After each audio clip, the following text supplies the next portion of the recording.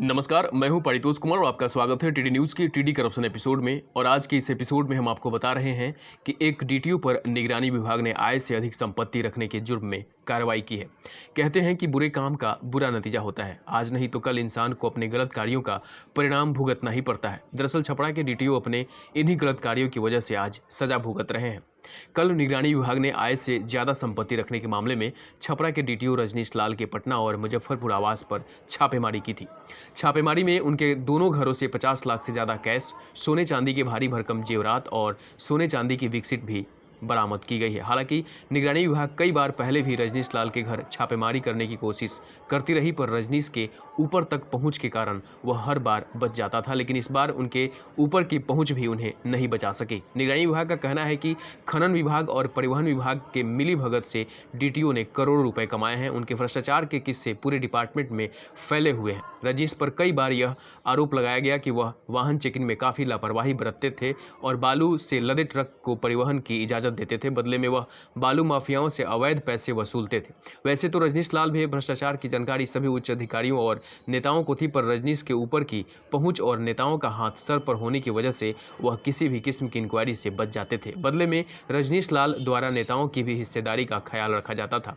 DTO अपने पहुंच का ध्वंस भी अक्सर लोगों पर जताते थे। उनके कार्यकाल के कर्मचारी यह बताते हैं कि छपरा में पोस्टिंग के बाद बालू माफियाओं और उनके रिश्ते को लेकर आए दिनों बात होती थी, पर कोई कार्रवाई नहीं होती थी।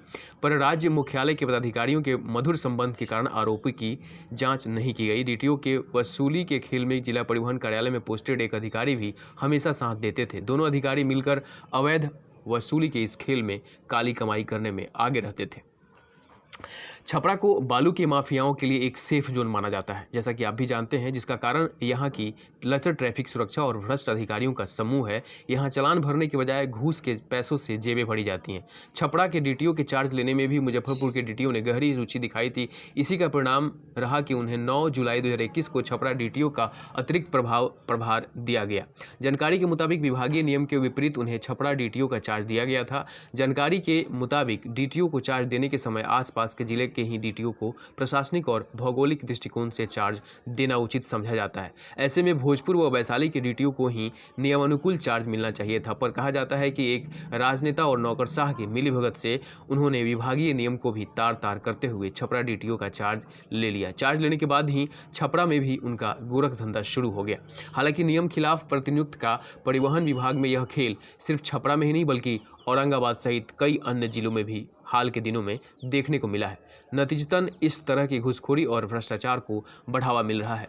खैर, कहते हैं कि देर आए दुरुस्त आए। रजनीश लाल की गिरफ्तारी इस बात का सबूत है कि देश के प्रशासन आज भी मजबूत है। उनके घर छापेमारी की खबर जैसे ही सोशल मीडिया के जरिए लोगों तक पहुंची और लोगों ने जमकर रजनीश लाल को सुनाया और उनके कमाए धन को काला धन की श्रेणी में रखा गया। अब देखना यह है कि डीटीओ रजनीश पर क्या कार्रवाई होती है। फिलहाल आज की टीडी करप्शन एपिसोड में इतना ही। आप देखते रहें टीडी न्यूज़। नमस्कार।